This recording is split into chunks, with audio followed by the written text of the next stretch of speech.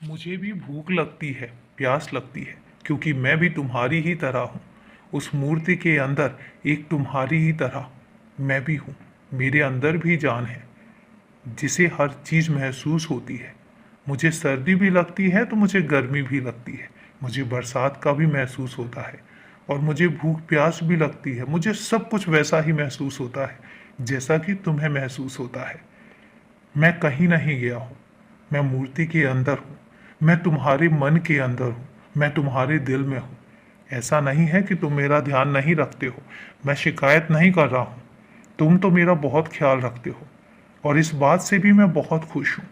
सच में, तुम्हारे पास रह के, तुम्हारे साथ रह के मैं बहुत खुश हूँ। मेरे खाने का भी तुम बहुत ध्यान रखते हो। तुम्हें पता है कि मुझे किस समय खाना चाहिए। मुझे तुमसे कोई शिकायत नहीं है, कभी मैं शिकायत करूंगा भी नहीं, क्योंकि तुम बहुत प्यारे हो। तुम मेरा ध्यान भी रखते हो और तुम मेरे बच्चे भी हो। पर तुम खाने में मुझे मीठा बहुत ज़्यादा खिला देते हो। कई बार तो इतना मीठा हो जाता है कि मुझे फिर बुरा लगने लग जाता है।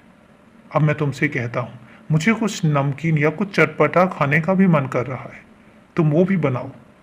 मैं कुछ चटपटा सा खाना चाहता हूँ जो तुम अपने हाथों से बनाओगे और बहुत प्यार से खिलाओगे।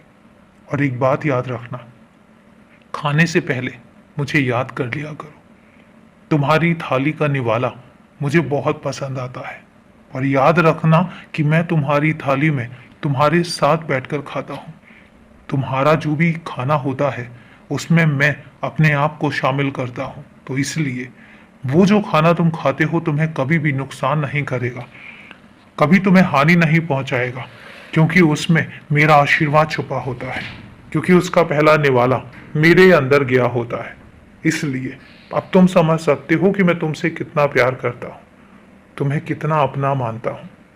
अब समझे? इसलिए परेशान होने की जरूरत नहीं है, बस व्यस्त रहो। और अभी के लिए शुभ रात्रि मेरे बच्चे।